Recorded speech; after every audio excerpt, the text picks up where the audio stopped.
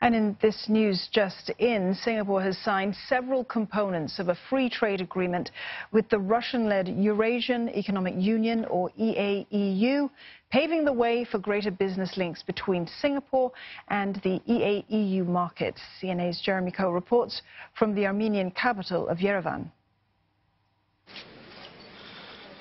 With the swish of the pen, Singapore has entered into a trade pact with the 5-member Eurasian Economic Union. It comprises Armenia, Belarus, Kazakhstan, Kyrgyzstan and Russia. The economic bloc represents a market of around 183 million, with a total gross domestic product of 1.9 trillion US dollars.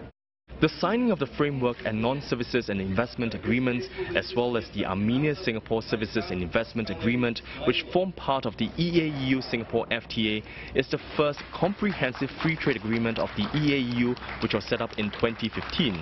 It is also a signal to the rest of the world that we are continuing to promote trade liberalization and economic cooperation at a time when there are opposite pressures in many countries to go for nativism, to go for self-sufficiency, to go for protectionism, and we are going in the opposite direction.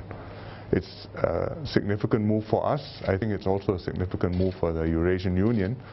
The signing was held after a session of the Supreme Eurasian Economic Council, which Prime Minister Lee attended as an invited guest of Armenia. Under the trade deal, EAEU member states will reduce tariffs on 90% of goods exported by Singapore to the markets, and in 10 years' time, this will increase to 97%. Now, goods that will benefit from this arrangement include chemical products, prepared foodstuffs, and mineral oils. The FTA will also increase certainty for businesses and facilitate operations by protecting investments and intellectual property and promoting e-commerce.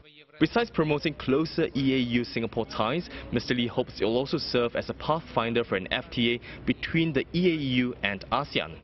Singapore's Senior Minister of State for Trade and Industry, Koh Pok Kun, was involved in the FTA negotiations. He said the agreement was concluded after just 7 rounds of formal negotiations that began 2 years ago, a pace which Mr. Lee has described as breakneck speed. Having personal relationship, building face time together is quite useful to this negotiation process, because I think people in this region still values a face-to-face conversation.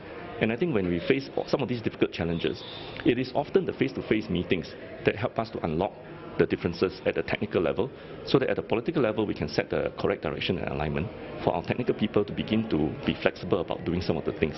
The FTA was signed at the end of Mr. Lee's 4-day visit to Armenia, the first by a Singapore Prime Minister.